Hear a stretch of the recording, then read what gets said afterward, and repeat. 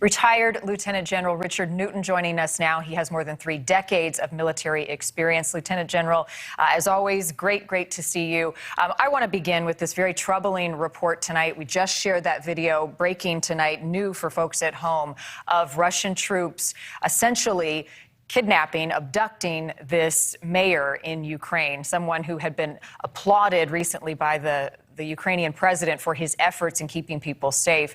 What do you make of this news tonight? Well, I make of this news, Marty, as just typical Soviet tactics. As we are watching now on our screen, this is the Russian soldiers going in and, taking hostage, taking prisoner of this mayor.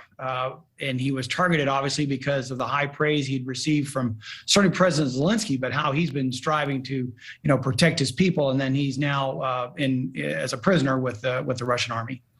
The other troubling development today was Russian forces conducting airstrikes in western Ukraine. We know they've been really focused in the east.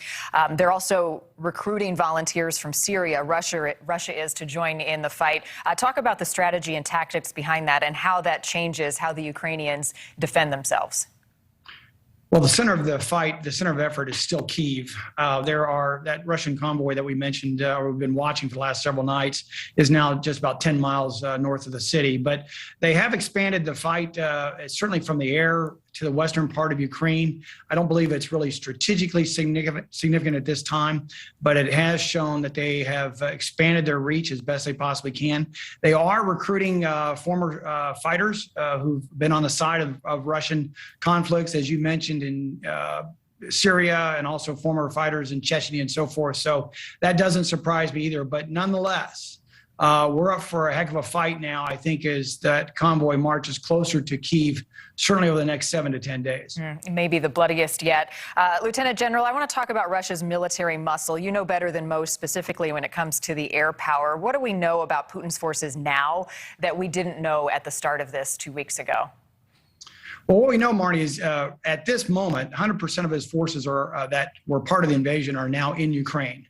And so my sources tell me that there's no really effort to bring in new forces, such as soldiers and so forth, other than the recruiting of those that you mentioned at the top of the hour from Syria and elsewhere.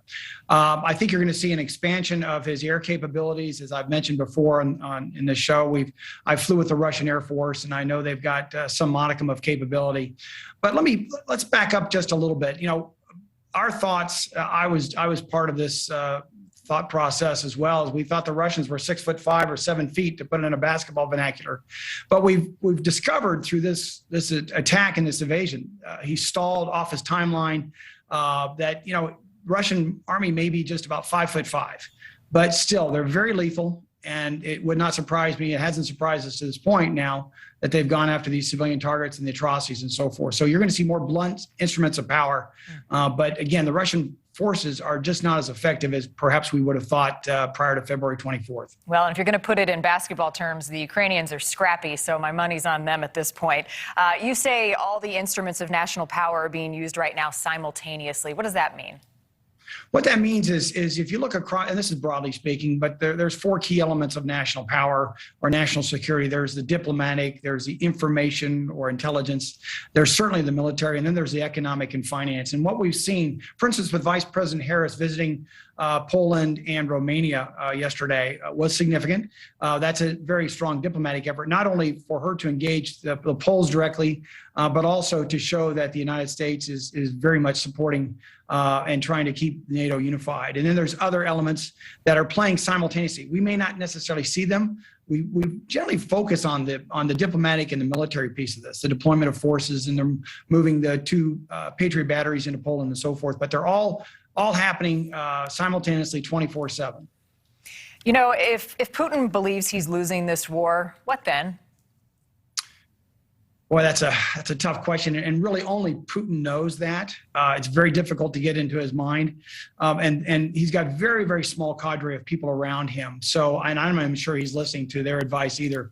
But if he believes, I think, this is my opinion, if he loses grip on the conflict, I think you'll see him resort to an escalation. Part of the Russian playbook is to escalate, to create a de-escalation, if you will. And that escalation could be the use of of more atrocities against civilian targets, but also could be the use of chemical weapons and or tactical nuclear weapons as well. We don't want that to happen. That's why we're very sensitive, and the president's been very careful in terms of trying to not escalate this conflict. But that's the whole that's the biggest challenge I think we face right now. A very real threat. Thanks for watching. Click the red subscribe button below so you can get more of NewsNation's fact-driven, unbiased coverage.